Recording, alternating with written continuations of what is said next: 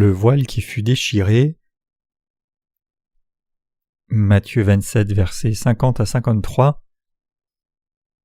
Jésus poussa de nouveau un grand cri et rendit l'esprit, et voici le voile du temple se déchira en deux depuis le haut jusqu'en bas, la terre trembla, les rochers se fendirent, les sépulcres s'ouvrirent, et plusieurs ressuscitèrent.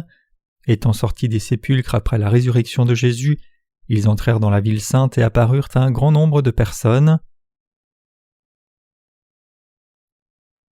Le lieu très saint était l'endroit où Dieu demeurait, et seul le souverain sacrificateur pouvait entrer dans le lieu très saint une fois par an, le jour de l'expiation, portant le sang du sacrifice pour la rémission des péchés des Israélites. Il faisait cela parce que le lieu très saint du tabernacle, la maison de Dieu, était un lieu saint où il ne pouvait entrer sans prendre le sang du sacrifice, sur la tête duquel les mains avaient été posées pour effacer les iniquités des pécheurs. Autrement dit, même le souverain sacrificateur ne pouvait éviter la condamnation de Dieu sans avoir reçu la rémission de ses péchés en offrant un sacrifice avant d'entrer dans sa présence. Quand le voile du temple fut-il déchiré? Il fut déchiré quand Jésus versa son sang et mourut sur la croix. Pourquoi devait-il verser son sang à la croix et mourir? Parce que Jésus, le Fils de Dieu, venant sur cette terre dans la chair d'un homme, avait pris toutes les iniquités des pécheurs en étant baptisé par Jean au Jourdain. Parce que Jésus avait pris tous les péchés du monde par son baptême, Jésus ne pouvait mettre fin à la condamnation du péché seulement s'il versait son sang à la croix et mourait. C'est pour cela que le voile qui séparait le lieu très saint du lieu saint dans la maison de Dieu fut déchiré de haut en bas. Cela signifie que le mur du péché qui séparait Dieu de l'humanité tomba une fois pour toutes. En d'autres termes, par le baptême que Jésus reçut et le sang qu'il versa à la croix, il a fait disparaître tous les péchés. Par le baptême et le sang de Jésus-Christ, Dieu le Père a effacé tous nos péchés une fois pour toutes et a ouvert le chemin vers le ciel, de sorte que quiconque peut entrer dans les cieux en croyant dans ce baptême et le sang versé de Jésus. Quand Jésus mourut sur la croix, les ténèbres vinrent où il était pendant 3 heures. Ayant porté tous les péchés du monde par son baptême au Jourdain, Jésus crucifié et approchant sa mort s'écria « Élie, Élie, lama sabachthani » qui signifie « Mon Dieu, pourquoi m'as-tu abandonné » Matthieu 27, verset 46. Il dit alors ces dernières paroles « Tout est accompli » puis il mourut. Et 3 jours plus tard il ressuscita des morts, rendit témoignage pendant 40 jours, et monta aux cieux sous les yeux de ses disciples. Le Père avait-il vraiment abandonné Jésus? La douleur que Jésus souffrit fut si intense qu'il eut le sentiment que son Père l'avait abandonné. La souffrance de la condamnation du péché était si grande que cela. Parce que Jésus prit les péchés du monde en étant baptisé par Jean, il est vrai qu'il était momentanément châtié par le Père quand il porta la condamnation du péché à la croix. Dieu le Père devait punir celui qui avait du péché, et comme tous les péchés du monde étaient transférés sur Jésus, Jésus devait être percé et verser son sang à la croix comme punition pour ses péchés. Parce que Jésus, qui est Dieu lui-même dans son essence, prit tous les péchés de l'humanité en étant baptisé, les péchés du monde furent amenés sur son propre corps saint. Ainsi Jésus, ayant pris les péchés du monde, devait maintenant être châtié par Dieu le Père un moment, souffrir la mort à la croix pour payer le salaire de tous nos péchés et sauver ainsi l'humanité de tout péché. C'est pour cela que Jésus devait être sujet à la souffrance extrême de la condamnation du péché et que Dieu le Père ne pouvait que détourner sa face de son Fils brièvement. Mais cela ne veut pas dire que Jésus ait été abandonné par le Père éternellement. Plutôt, cela signifie que Jésus devait porter la condamnation sévère de nos péchés et donc il devait être abandonné par le Père momentanément. Mais comme Jésus cria dans sa douleur « Père, Père, pourquoi m'as-tu abandonné ?» c'est parce que Jésus souffrait une agonie si extrême que nous avons été sauvés de la condamnation du péché. Nous étions ceux qui devons être abandonnés par Dieu à cause de nos péchés, mais Jésus prit nos péchés, souffrit la douleur de la condamnation du péché à la croix, bien plus, fut même abandonné par le Père un moment à notre place. Comme vous le savez peut-être déjà, après la construction du temple pendant le règne du roi Salomon, le tabernacle fut substitué par le temple, mais les bases du système du tabernacle étaient toujours appliquées au temple, exactement comme elles l'étaient avant sa construction. Il y avait donc aussi un voile qui séparait le lieu très saint du lieu saint du temple, et au moment où notre Seigneur s'écria sur la croix « Élie, Élie, lama sabachthani », ce voile du temple fut déchiré de haut en bas.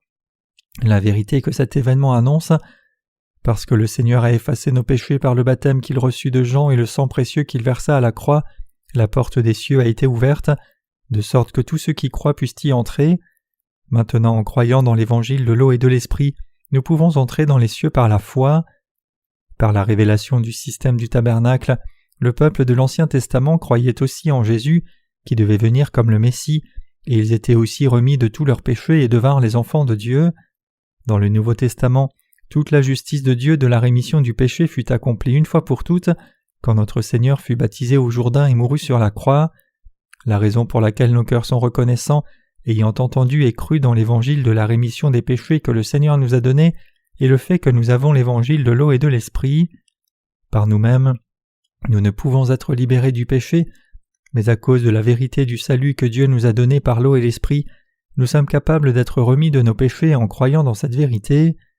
En croyant dans l'évangile de l'eau et de l'esprit que Jésus nous a donné, nos péchés ont disparu et nous sommes capables d'entrer dans le royaume des cieux par la foi.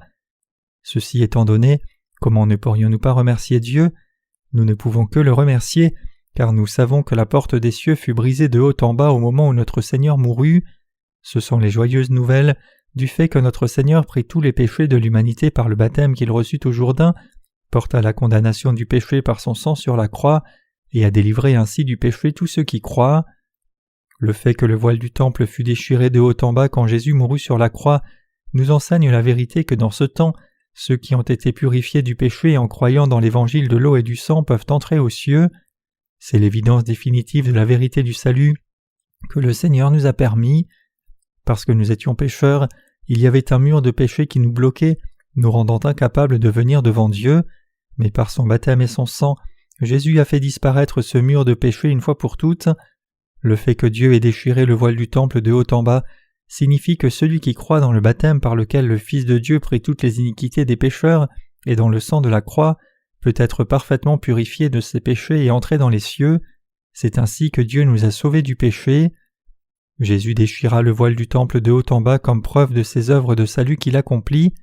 Ainsi Hébreux 10, versets 19 à 22 déclare « Ainsi donc, frères, puisque nous avons au moyen du sang de Jésus une libre entrée dans le sanctuaire, par la route nouvelle et vivante qu'il a inaugurée pour nous au travers du voile, c'est-à-dire sa chair, et puisque nous avons un souverain sacrificateur établi sur la maison de Dieu, approchons-nous avec un cœur sincère, dans la plénitude de la foi, les cœurs purifiés d'une mauvaise conscience et le corps lavé d'une eau pure.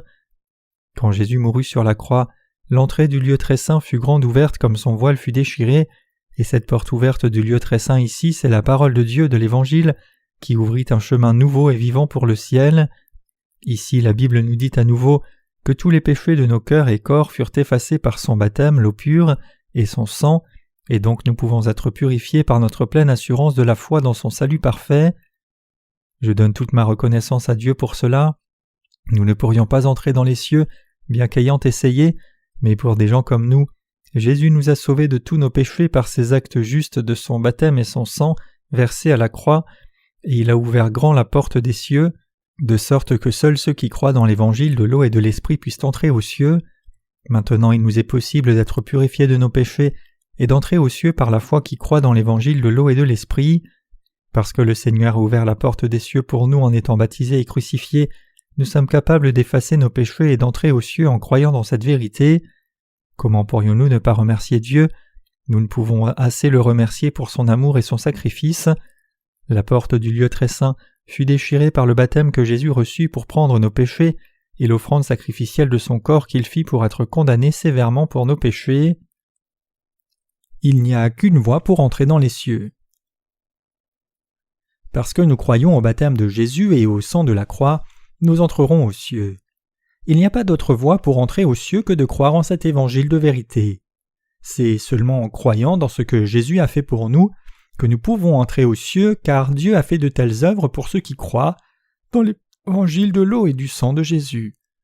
C'est pour cela que les chrétiens ne peuvent entrer aux cieux par leurs propres efforts, leur dévotion ou d'autres comportements hypocrites. Dieu a déterminé que seuls ceux qui ont été purifiés de leurs péchés en croyant au baptême que Jésus a reçu et son sang versé puissent entrer dans les cieux. Ceux qui croient cette vérité sont ceux qui croient que Jésus est le Fils de Dieu et Dieu lui-même, et le Sauveur éternel qui les a sauvés du péché par son baptême et le sang versé. C'est à ces gens-là que Dieu a permis d'effacer les péchés. Ce n'est qu'au travers du baptême que Jésus a reçu et des souffrances qu'il a endurées à la croix, que Dieu le Père a rendu ceux d'entre nous qui croyons en cela capables d'entrer dans le royaume des cieux par la foi. Avons-nous besoin d'argent pour entrer aux cieux? Si c'était le cas, nous obtiendrions le salut en le payant, et ce ne serait plus le salut donné gratuitement par le Seigneur. Pour que nous entrions aux cieux, nous n'avons besoin de rien, sinon la foi qui croit en l'évangile de l'eau et de l'esprit. En d'autres termes, pour entrer aux cieux, aucun paiement, acte ou effort de nous-mêmes n'est requis. Rien de ce qui a un caractère humain n'est nécessaire pour entrer dans les cieux. Pour que nous soyons qualifiés pour entrer dans les cieux, Dieu ne nous demande pas d'efforts, d'actes, de volonté, de compensation ou de bonté de notre part. Il n'y a qu'une chose absolument nécessaire pour entrer dans les cieux, et c'est la foi qui croit au baptême pour effacer les péchés que Jésus a pris sur lui au Jourdain et au sacrifice qu'il a fait en versant son sang à la croix comme notre propre rémission du péché. Il n'y a pas d'autre voie. La seule chose dont nous avons besoin, c'est la foi qui croit en l'évangile du baptême et du sang de Jésus. C'est pour cela que nous devons croire en l'évangile de l'eau et de l'esprit que Jésus a accompli. Jésus, le Seigneur d'amour, a accompli notre salut parfait par l'évangile de l'eau et de l'esprit.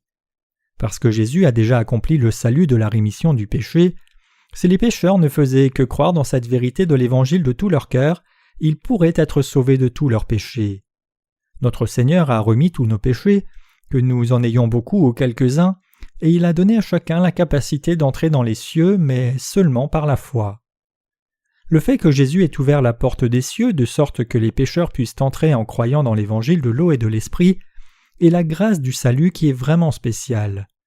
Le Seigneur a été baptisé pour porter tous mes péchés et il est mort à la croix à ma place. Il a effacé mes péchés et il a ouvert la porte des cieux pour moi.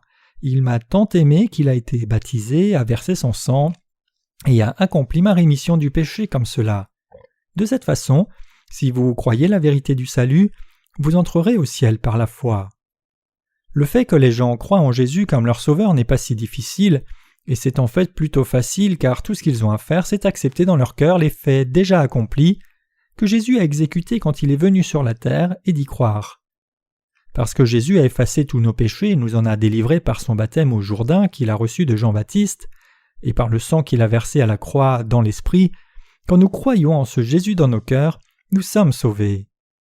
Vous connaîtrez la vérité, et la vérité vous affranchira. Jean 8, verset 32. Que nos péchés soient grands ou petits, en étant baptisés et en versant son sang, Jésus les a fait tous disparaître. C'est en croyant dans cet évangile de l'eau et de l'esprit, la vérité qui nous libère du péché, que nous pouvons recevoir le salut éternel et avoir la paix dans ce vrai salut. En accomplissant l'évangile de l'eau et de l'esprit, notre Seigneur a ouvert grand la porte des cieux. Notre Seigneur est venu sur cette terre, a été baptisé, est mort à la croix puis ressuscité des morts le 3e jour. Cette vérité, l'évangile de l'eau et de l'esprit, nous a amenés auprès de Dieu et nous a rendus capables d'atteindre les cieux dans l'avenir. Maintenant, si vous voulez entrer au ciel, si bien qu'être libéré du péché et devenir enfant de Dieu, vous devez recevoir votre rémission du péché en croyant au baptême de Jésus et son sang à la croix. C'est cette foi qui vous rendra capable de recevoir la rémission du péché et qui vous conduira vers la porte du ciel. Notre Seigneur connaît tout à notre sujet. Il sait quand nous sommes nés et il sait tout à propos des péchés que nous avons commis et que nous allons commettre. Il sait aussi très bien que nous essayions, nous ne pouvons faire disparaître nos péchés nous-mêmes. Parce que le Seigneur nous connaît si bien, lui-même a effacé tous nos péchés par son baptême et le sang de la croix. Pourquoi Jésus est-il venu sur cette terre? Le nom Jésus signifie le Sauveur. Jésus est né sur cette terre parce que notre salut des péchés ne peut pas être accompli par un être humain, mais seulement par la provision de la puissance divine. La naissance de Jésus avait un but clair. C'est pour cela que pour sauver l'humanité de tout péché, Jésus est né sur cette terre par le corps d'une vierge. En d'autres termes, Jésus est né par le corps d'une femme à la place des pécheurs qui héritent le péché à cause de la transgression d'Adam et Ève. Pour devenir le Sauveur qui sauve tous les pécheurs de ce monde de toutes leurs iniquités, le Seigneur est venu dans ce monde conçu dans le corps d'une vierge par la puissance de Dieu.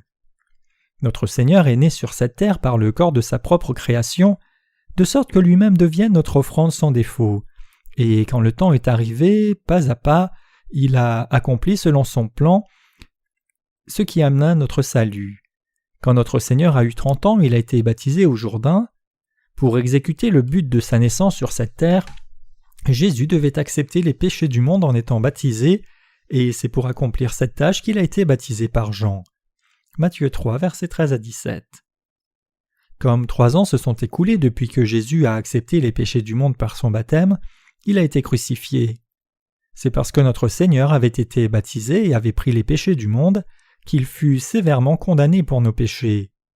Par le baptême de Jean-Baptiste et son sang à la croix, le Seigneur a fait disparaître tout péché, et il a rendu capables ceux qui croient d'être sauvés de leurs péchés. Peu importe l'ignorance dans laquelle les gens se trouvent, dans quelle faiblesse ils sont pris et quel genre de pécheurs ils sont, Dieu nous a rendus capables, nous croyant dans l'évangile de l'eau et de l'esprit, d'entrer dans les cieux, le royaume du Seigneur. C'est pour payer le salaire du péché que Jésus fut baptisé au Jourdain et versa son sang à la croix.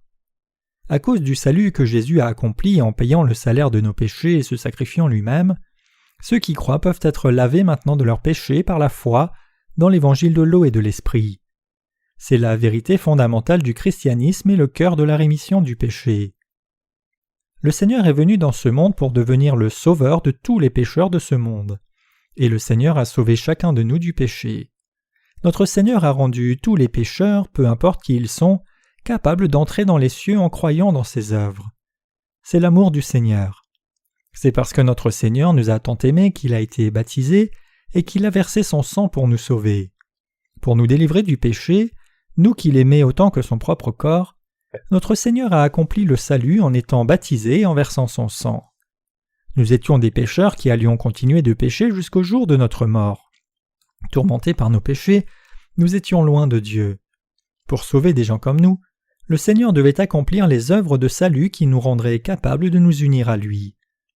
Notre Seigneur nous a sauvés, nous qui étions pécheurs, par l'amour de Dieu.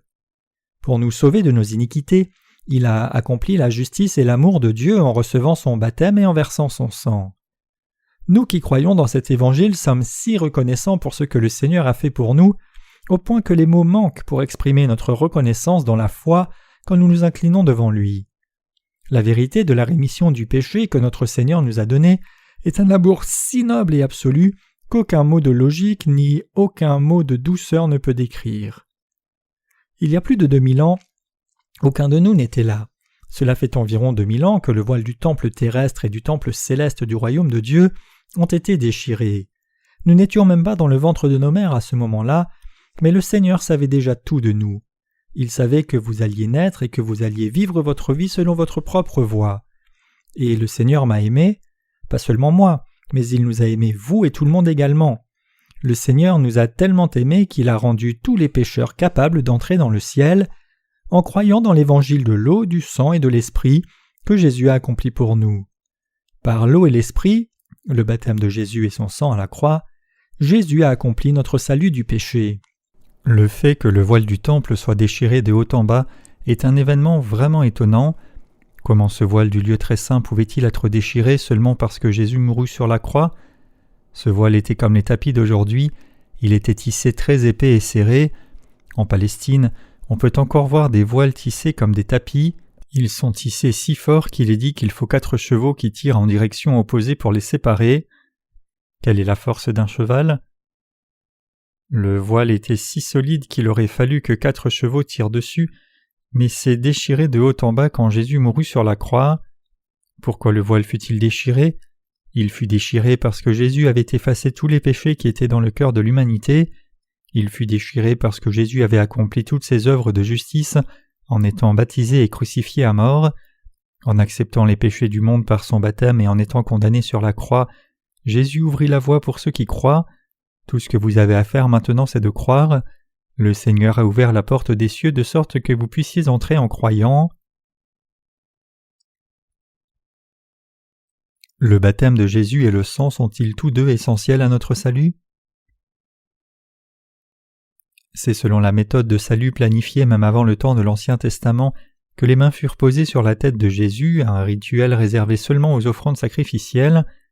parce que c'était la loi de salut établie par Dieu que l'offrande sacrificielle accepte les péchés par l'imposition des mains et meurt, Jésus, venant comme notre propre offrande sacrificielle pour nous sauver éternellement, ne pouvait effacer nos péchés qu'en recevant son baptême, une forme d'imposition des mains. C'est pourquoi, pour entrer dans le lieu très saint, même le souverain sacrificateur devait s'assurer de prendre avec lui le sang de l'offrande sacrificielle qui avait pris les péchés par l'imposition des mains. Pourquoi alors le souverain sacrificateur devait-il entrer dans ce lieu avec du sang?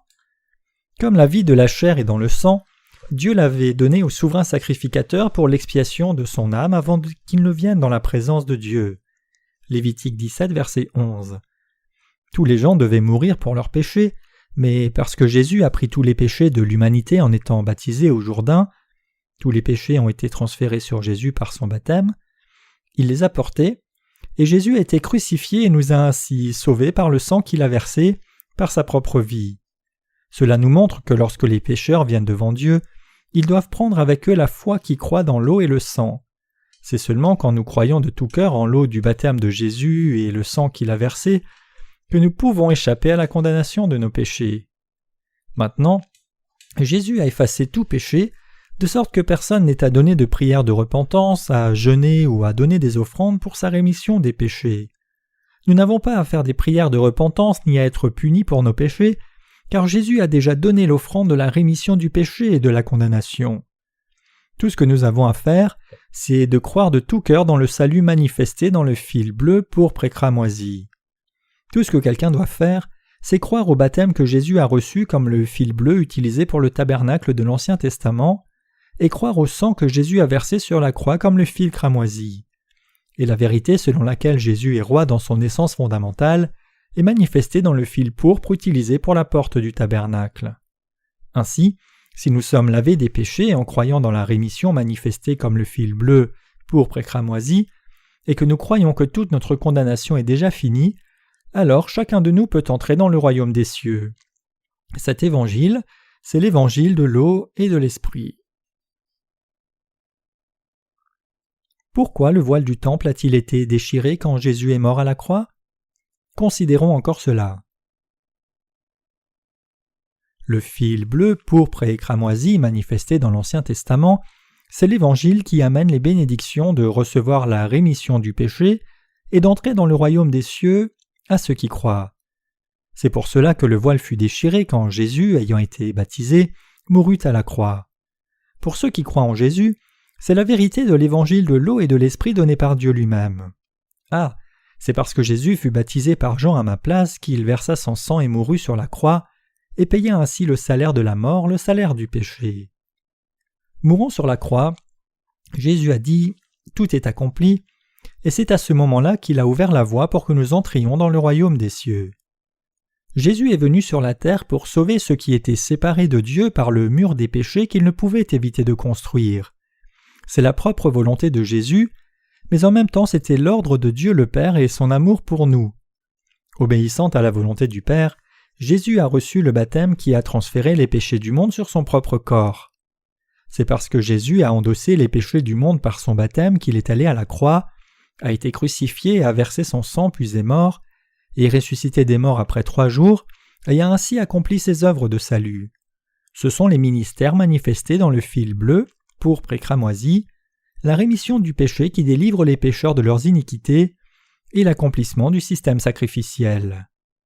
C'est parce que Jésus a accompli le salut par ses ministères que la porte des cieux, par laquelle aucun homme ne pouvait entrer, a été ouverte.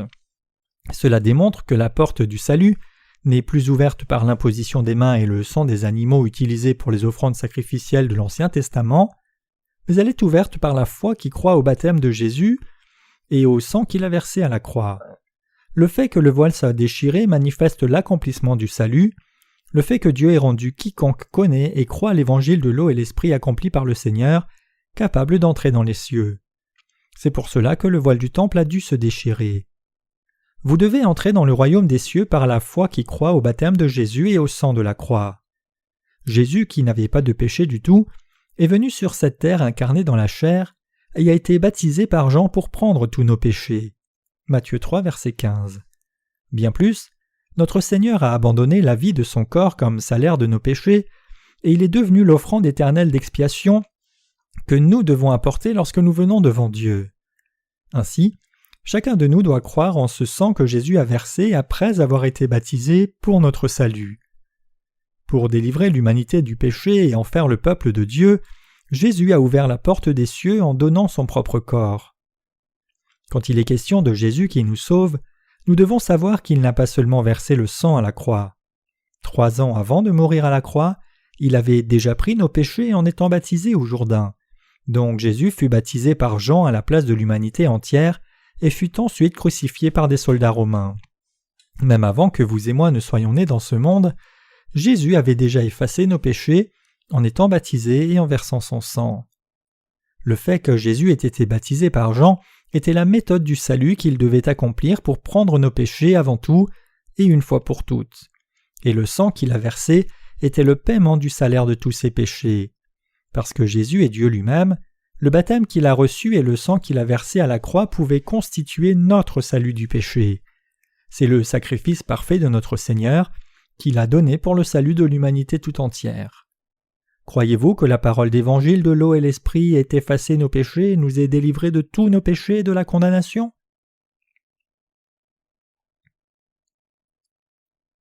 Par le baptême de Jésus et le sang à la croix, tous les péchés de l'humanité ont maintenant été effacés. C'est pour effacer les péchés de l'humanité que Jésus fut baptisé par Jean.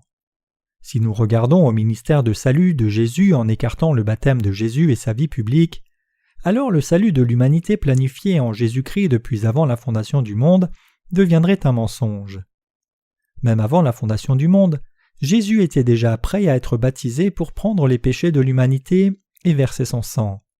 C'est pour cela que Jésus a été baptisé par Jean-Baptiste, le représentant de toute l'humanité, et a accepté tous les péchés. Matthieu 11, versets 11 à 12, Matthieu 3, verset 15. Le fait que Jésus efface les iniquités des pécheurs en étant baptisé était la méthode du salut. Jésus a pris les iniquités des pécheurs et les a effacées, et au lieu que nous ne mourions pour nos péchés, il est mort sévèrement à notre place, et en le faisant, il a délivré ceux qui croient de tous leurs péchés et de la condamnation. Par cette méthode, la méthode du baptême, Jésus a accepté tous les péchés de l'humanité sur lui et a porté la condamnation du péché en versant son sang à la croix. Car il convient que nous accomplissions ainsi tout ce qui est juste. Matthieu 3, verset 15. Le fait que Jésus ait été baptisé dans le Jourdain signifiait qu'il assumait tous les péchés de tous les pécheurs. Frères et sœurs, êtes-vous incapables de croire que Jésus soit venu sur la terre il y a plus de 2000 ans, qu'il ait été baptisé quand il a eu 30 ans et qu'il ait versé son sang pour vous, juste parce que vous ne l'avez pas vu de vos propres yeux? Mais sachant tout de nos insuffisances, Dieu avait déjà planifié notre salut par l'eau et le sang avant même la fondation du monde. Et en envoyant Jésus-Christ et Jean-Baptiste sur cette terre selon ce plan, il a accompli le salut pour chacun de nous. Pour nous rendre capables de réaliser et connaître cette vérité, Dieu a amené ses serviteurs à écrire la parole. Par sa parole écrite, Dieu a tout révélé au sujet du plan du salut et son accomplissement à l'humanité entière. Il a donné à chacun la capacité de réaliser par la parole écrite de Dieu la vérité qui dit que Jésus a été baptisé par Jean au Jourdain pour prendre tous nos péchés. Chacun de nous doit maintenant croire au baptême que Jésus a reçu et au sang qu'il a versé sur la croix comme notre propre salut. Bien que nous ne l'ayons pas vu de nos yeux de chair, nous devons croire dans nos cœurs. La vraie foi vient quand notre foi est basée sur la parole. Le Seigneur dit à Thomas « Bénis ceux qui n'ont pas vu et qui ont cru » Jean 20, verset 29. Jésus nous a sauvés, vous et moi, par le baptême qu'il a reçu et le sang qu'il a versé. Dieu a rendu chacun de ceux qui croient cela capable d'entrer dans le royaume des cieux.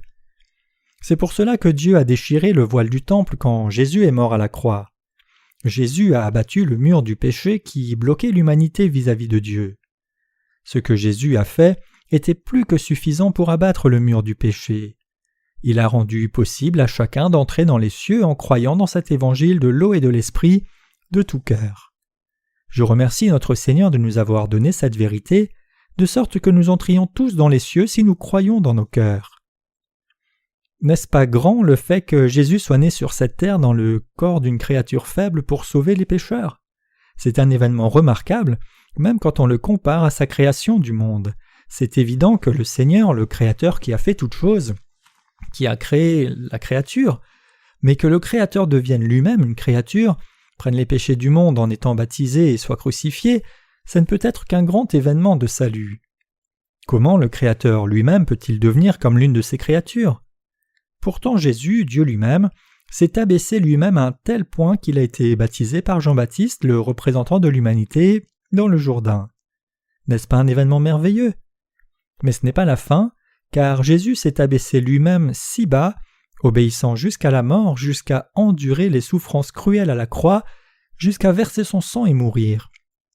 Toutes ces choses ne sont autres que l'amour de Dieu, sa bonté et son immense grâce. Tous les péchés de l'humanité furent complètement effacés une fois pour toutes par le baptême du Seigneur et son sang à la croix. Et ayant déchiré le voile du temple, Jésus a ressuscité des morts après 3 jours et il veut maintenant rencontrer en vérité tous ceux qui croient la vérité. Ainsi, les œuvres du Seigneur qui ont sauvé les pécheurs sont un événement plus élevé et plus grand même que ces œuvres de création qui ont fait l'univers et tout ce qu'il contient. La naissance de Jésus, son baptême, sa mort à la croix, sa résurrection, l'ascension et son retour et le fait qu'il ait fait de nous ses propres enfants sont les œuvres de l'amour de Dieu. Notre Seigneur nous a sauvés, vous et moi, de tout péché. Notre Seigneur nous a délivrés, vous et moi, une fois pour toutes, des péchés du monde, par l'évangile de l'eau et de l'esprit. Nous pouvons donc devenir justes par la foi et remercier Dieu. Dieu a répandu sur nous sa bénédiction de salut et sa plénitude. Le croyez-vous ? Frères et sœurs, vous et moi étions des gens qui ne pouvions qu'être jetés en enfer. Nous étions des gens qui ne pouvions qu'être détruits pour les péchés et vivre leur vie dans le mal, mais le Seigneur nous a sauvés du péché par le salut qu'il avait planifié même avant la fondation du monde. Nous n'avions pas d'autre choix que de vivre nos vies au milieu de nos péchés en pleurant, regrettant, maudissant notre destin. Mais pour rendre des gens comme nous capables d'entrer dans le royaume des cieux, le Seigneur nous a délivrés de tous nos péchés. Notre Seigneur est ainsi devenu le Seigneur de notre salut. Jésus nous a donné l'évangile de l'eau et de l'esprit, et il a aussi garanti notre rémission du péché. Jésus lui-même est devenu le Seigneur du salut. Jésus a pris les péchés du monde à notre place, il est mort pour nous, et il est devenu ainsi notre parfait sauveur. Croyez-vous au baptême que Jésus a reçu et au sang qu'il a versé ? Notre délivrance du péché est accomplie en croyant au baptême de Jésus et au sang de la croix. Pour que les pécheurs soient sauvés en croyant en Jésus comme sauveur, ils doivent s'assurer de considérer son baptême et la croix correctement, et ils doivent croire que c'est par l'union des deux que le salut parfait est accompli. Par hasard, ne croyez-vous pas que Jésus ait été baptisé et qu'il soit mort à la croix ? N'ignorez-vous pas le baptême que Jésus a reçu de Jean en refusant d'y croire ? La justice de Dieu fut accomplie parce que le baptême que Jésus a reçu était le processus par lequel il a pris toutes les iniquités des pécheurs, et la mort qu'il a soufferte en versant son sang précieux était la condamnation de nos péchés. Ainsi, quand vous et moi professons croire en Jésus, nous devons croire en son baptême et en son sang de la croix comme le seul salut. Dieu a inscrit la nécessité du baptême et du sang versé de Jésus dans sa parole, et ce en dépit de ces gens qui insistent sur le fait qu'ils n'ont besoin de croire qu'au sang de la croix pour être sauvés. Si vous êtes de ceux-là, alors vous devez sérieusement reconsidérer ce que vous croyez, changer et croire dans ces 2 points essentiels. Si vous ne le faites pas et croyez seulement au sang de la croix, vous finirez par changer le ministère saint de la vie publique du Seigneur en quelque chose de vain. Si vous avez une telle foi, alors vous devez vous détourner de cette foi et avoir la vraie foi qui est énoncée tout au long de la Bible. Sans ce baptême, quelles conséquences sa mort à la croix aurait-elle pour nous ? Si Jésus n'avait pas été baptisé par Jean-Baptiste, sa mort n'aurait rien à voir avec nos péchés. Frères et sœurs, si vous effaciez votre nom d'une facture, ne devriez-vous pas amener de l'argent et payer le créditeur ? Les débiteurs doivent donner de l'argent pour le montant correspondant à leur dette, et c'est alors seulement qu'ils peuvent effacer leur nom. Ainsi, pour payer le salaire de nos péchés, Jésus a assumé ses péchés et iniquités par son baptême et les a effacés en versant son sang. Par le baptême qu'il a reçu, le Seigneur a réellement pris tous nos péchés, et c'est pour cela qu'il a pu être condamné pour tous nos péchés en versant son sang. Pour acquitter une dette, le sens commun voudrait que l'on apporte une valeur qui corresponde à la dette. Si les débiteurs n'amènent pas d'argent mais clament avoir payé leurs dettes et demandent à être effacés de la facture, leurs noms seront-ils effacés? Peu importe avec quel sérieux ils croient que leurs noms auraient été effacés, l'état de fait reste que leurs noms se trouvent toujours enregistrés dans le facturation. Comme les débiteurs peuvent être libres de leurs dettes seulement quand la dette est acquittée, pour que nous pécheurs recevions la rémission du péché, nous devons avoir dans nos cœurs la foi qui croit que nos péchés ont été transférés sur Jésus par le baptême qu'il a reçu. Nous-mêmes n'avons pas donné ce baptême qui a transféré nos péchés sur Jésus.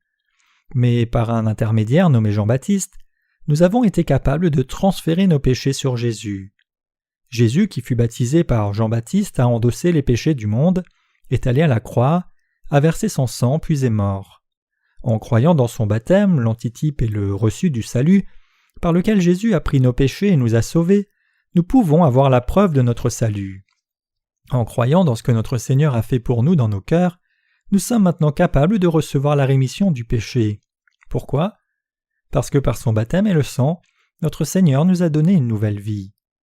Quand Jésus mourut à la croix, le voile du lieu très saint fut déchiré en 2 morceaux, la terre trembla, les pierres roulèrent, les tombes s'ouvrirent et beaucoup de corps qui étaient endormis se réveillèrent. Par ces événements, Dieu a montré qu'il avait ressuscité ceux qui croyaient en sa parole, que Jésus-Christ allait revenir et qu'il effacerait tous les péchés de l'humanité. Il a montré que Jésus allait effectivement ressusciter des morts et que ceux qui croient en Jésus seraient aussi amenés à la vie. Jésus ne nous a pas seulement sauvés de nos péchés, mais il nous a aussi donné une nouvelle vie à nous qui étions spirituellement morts. C'est pour nous donner une nouvelle vie que Jésus a été baptisé, qu'il est mort à la croix et qu'il est ressuscité. Dieu nous a rendus capables d'entrer dans sa ville sainte et d'y vivre éternellement. Je le remercie vraiment par la foi. Le lieu où ceux qui ont reçu la rémission des péchés vivront, c'est le ciel. Alors croyez que ceux qui ont reçu la rémission du péché sur cette terre entreront au ciel et y vivront. Le ciel appartient à ceux qui ont reçu la rémission des péchés. Croire dans l'évangile de l'eau et l'esprit et être né de nouveau ne sont pas deux choses séparées, mais sont en fait une seule et même chose. Si quelqu'un croit la parole d'évangile de l'eau et de l'esprit, alors cette personne est née de nouveau au moment où elle croit. Quand les pécheurs reçoivent la rémission du péché, ils deviennent les propres enfants de Dieu, et à ces enfants, Dieu donne les cieux en cadeau.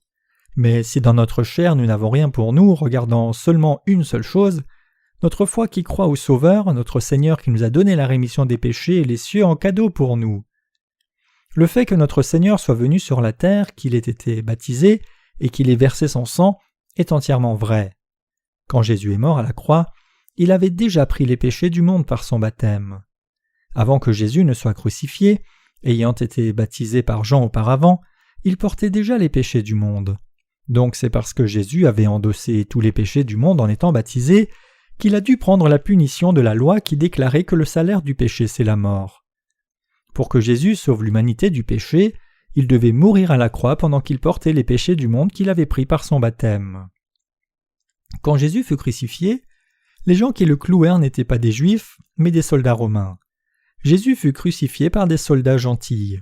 Versant tout son sang pour nos péchés, Jésus s'écria « Tout est accompli » dans son dernier souffle.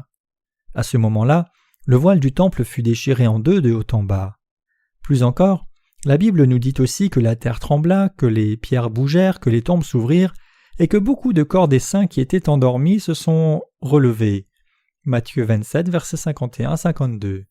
Quand le centurion et les soldats romains ont vu ce qui se passait quand Jésus est mort à la croix, ils ont témoigné « Assurément, c'était le Fils de Dieu ».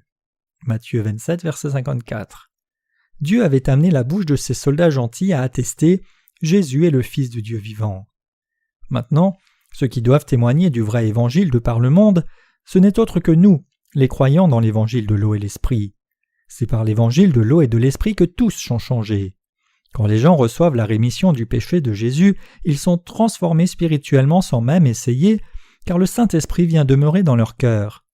Et le cœur des justes qui sont nés de nouveau est renouvelé chaque jour, car dans l'Église de Dieu, ils peuvent constamment entendre la parole d'évangile de l'eau et de l'esprit. Ils entendent la parole, louent Jésus, et alors qu'ils louent, ils expérimentent le fait que ces paroles sont gravées dans leur cœur, renouvelant leur cœur chaque jour. Le juste a un cœur continuellement transformé et il sent des changements tangibles en lui-même. Et voyant nos changements, nous qui sommes devenus justes, des incroyants viennent à témoigner. Ils sont vraiment sauvés, ce sont de vrais chrétiens, le peuple de Dieu. Ainsi, notre rémission du péché n'est pas le genre de salut qui est prouvé par nous-mêmes seulement. Le centurion et les soldats romains ont témoigné aussi de cette vérité, que Jésus était le Fils de Dieu et qu'il avait sauvé les pécheurs du péché du monde quand il a été crucifié. Ainsi, Dieu lui-même a rendu témoignage à ceux qui croient dans la vérité qui dit que Jésus nous a sauvés de tous nos péchés par l'eau et par le sang. L'évangile de l'eau et de l'esprit qui soumet même le diable. L'évangile de l'eau et de l'esprit est le salut auquel même le diable est soumis. Quand Jésus dit « tout est accompli » à sa mort, le diable aurait pu dire « Ah, c'est terrifiant, je ne peux rien y faire ». Il a raison, il n'y a plus de péché dans ce monde. Tous sont maintenant entièrement libres des péchés sans exception. Cela ronge mon cœur, mais je ne peux rien y faire. En d'autres termes, le diable lui-même ne pouvait rien faire d'autre que reconnaître ce salut que Jésus a accompli. Mais il essaie toujours d'éloigner ceux qui ont reçu la rémission du péché de leur vie de foi. Comme ceux qui croient en l'évangile de l'eau et de l'esprit accompli par Jésus sont les enfants de Dieu, ils essayent de vivre pour lui. Mais pour le diable, cela ne peut que signifier qu'il aura moins de serviteurs esclaves du péché, et il essaye donc d'empêcher les serviteurs de Dieu de diffuser cette vérité dans le monde entier. Si ceux qui ont reçu la rémission des péchés continuent de répandre l'évangile de l'eau et de l'esprit, alors il y aura de plus en plus de gens qui seront remis de leurs péchés. C'est pour cela que Satan met l'accent sur la faiblesse des gens et ne veut pas les laisser aller, les retenant de sorte que même pas une personne de plus ne suive Jésus. Incitant le cœur des gens en disant « Tu es Jésus », le diable les a amenés à le crucifier. Mais alors que le diable pensait que tout était fini, Jésus crucifié et mourant s'est écrié « Tout est accompli ». Satan fut choqué.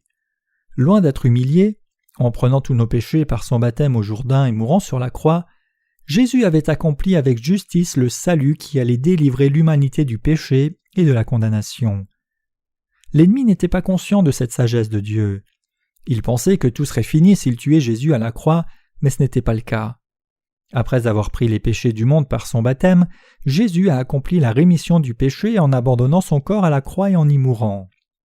Par la mort de son corps, Jésus a déjà payé tout le salaire du péché. Ainsi, le péché ne peut plus se trouver dans les gens. Pourquoi ? Parce que selon la loi déclarant que le salaire du péché c'est la mort, Jésus est mort pour les pécheurs. Nous devons croire que c'est parce que Jésus avait pris toutes les iniquités des pécheurs au Jourdain qu'il a pu mourir sévèrement à la place des pécheurs. Tout est accompli. C'est ce que Jésus a crié sur la croix dans son dernier souffle. Parce que Jésus est mort, le diable ne peut plus dire « Tu as du péché, n'est-ce pas ?» À cause de la naissance de Jésus, de son baptême, de sa mort à la croix et de son sang et la résurrection, le diable a subi une défaite écrasante face à Jésus. Bien que le diable ait brouillé notre relation avec Dieu en nous faisant pécher sans cesse, à la fin, à cause de la sagesse de Jésus le Fils de Dieu, son œuvre d'effacement des péchés et de toute condamnation, il ne pourra éviter d'être dans une défaite complète. Si vous croyez au baptême de Jésus et au sang de la croix, avez-vous encore du péché ? Bien sûr que non. Dire que nous n'avons pas de péché est quelque chose qu'on ne peut pas dire avec la conscience de la chair. Mais en croyant dans le baptême et le sang de Jésus, nous sommes maintenant capables de déclarer clairement que nous sommes sans péché. Croyez-vous la vérité qui dit que Jésus a pris nos péchés en étant baptisé au Jourdain, qu'il est mort à la croix à notre place et qu'il nous a ainsi sauvés ? Par notre foi dans cette vérité, nous pouvons dire maintenant que nous n'avons plus de péché. Et en effet, il ne peut y avoir de péché du tout dans nos cœurs, même pas un peu. C'est pourquoi des cœurs reconnaissants se réjouissent devant Dieu et le remercient avec foi. Dieu, ma foi n'est peut-être pas grande, mais même avec une foi comme un grain de moutarde, je te remercie. Je ne pouvais même pas mériter ton grand amour, mais tu es venu dans mon cœur et par ma foi qui croit en l'évangile de l'eau et de l'esprit, j'ai maintenant ton amour dans mon cœur. Mon cœur est reconnaissant chaque jour car le Seigneur demeure dans mon cœur et il est avec moi. Pour m'avoir donné ce cœur-ci, je te donne toute ma reconnaissance. Ainsi, notre Seigneur nous a donné des cœurs reconnaissants et notre Seigneur nous bénit chaque jour. Et non seulement moi, mais aussi quiconque entend et croit à la vérité de son salut parfait, alors nous n'avons aucun péché dans nos cœurs. Parce que nous croyons la vérité de l'eau et l'esprit, nous avons reçu la bénédiction du salut et sommes devenus enfants de Dieu. Et Dieu désire de tout cœur que tous réalisent qu'il n'y a aucun moyen d'être sauvés de tous les péchés, sinon de croire dans la naissance de Jésus et son baptême et son sang, et de revenir à lui en croyant dans cette vérité. Acte 4, verset 12 déclare « Il n'y a de salut en aucun autre, car il n'y a aucun autre nom qui ait été donné dans les cieux ou parmi les hommes, par lequel nous soyons sauvés. » Nous croyons en Jésus comme notre Sauveur. Ceux qui croient cela ont un cœur reconnaissant. Nous avons donc des cœurs reconnaissants au Seigneur. Notre Seigneur nous a donné le salut et il nous a aussi donné des cœurs reconnaissants. Le Seigneur nous a donné la vie éternelle. Nous ne pouvons que glorifier le Seigneur par nos remerciements pour avoir reçu toutes ces bénédictions abondantes. Même si notre foi est petite comme un grain de moutarde, si nous croyons dans ce que Jésus a fait pour nous, nous pouvons être sauvés. Je vous exhorte tous à réaliser qu'il n'y a rien d'autre à faire pour votre salut que de croire et connaître ce salut que Dieu vous a donné gratuitement en y croyant. C'est parce que la rémission du péché ne peut être atteinte par nos propres efforts que Dieu a effacé tous nos péchés lui-même et a donné son salut à ceux qui croient. Maintenant, tout ce qu'il nous reste à faire, c'est de recevoir cette rémission du péché par la foi. Il y a une expression en Corée qui dit « Il n'existe pas de repas gratuit ». C'est sûrement vrai, rien ne vient à nous gratuitement. Et nous sommes aptes à ridiculiser ceux qui s'attendent à des dons sans rien donner en retour. Cependant, être sauvé et aller dans le ciel s'accomplit par la foi dans l'évangile de l'eau et de l'esprit, gratuitement. Je prie que vous réalisiez tous que Dieu se réjouit de voir nos cœurs sans péché et qu'en voyant cela, il nous prend dans ses bras. Nous sommes couverts par la grâce de Dieu et nous ne pouvons que remercier le Seigneur. Notre Seigneur est venu sur la terre, a reçu le baptême d'eau, a versé son sang à la croix et a ouvert ainsi la porte des cieux. En déchirant le voile du lieu très saint de haut en bas, il a rendu quiconque est né de nouveau en croyant dans l'évangile de l'eau et de l'esprit capable d'entrer dans le royaume des cieux. Vous aussi devez entrer aux cieux en croyant dans cet évangile de l'eau et de l'esprit dans vos cœurs. Je remercie notre Seigneur d'avoir été baptisé, d'avoir versé son sang, d'être ressuscité des morts, et pour la grâce d'avoir ainsi ouvert la porte de la rémission du péché pour nous.